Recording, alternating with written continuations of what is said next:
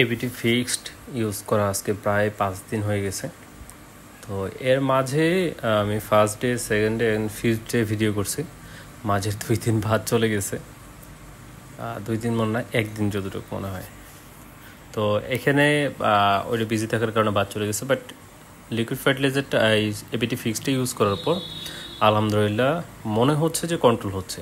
এখনও শিওর না, এটা একটা লং প্রসেস, ভালো একটা সময় যায়।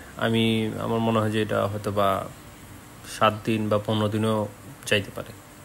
বাট আলহামদুলিল্লাহ যে এলকি কন্ট্রোলে আছে, সব কিছু খুব সুন্দরভাবে চলতেছে। আপডেট ভিডিওটা যতদিন না এলকি ক্লিয়ার হচ্ছে একদম, ততদিন তো দিতে পারতেছি না। অবশ্যই যখন একদম ক্লিয়ার হয়ে যাবে তখন অবশ্যই আমি সেটা একটা আপডেট দিব। ততদিন পর্যন্ত এইভাবে শর্টস ভিডিও দিয়ে ইনশাল্লাহ আপনাদেরকে আপডেটটা জানাবো।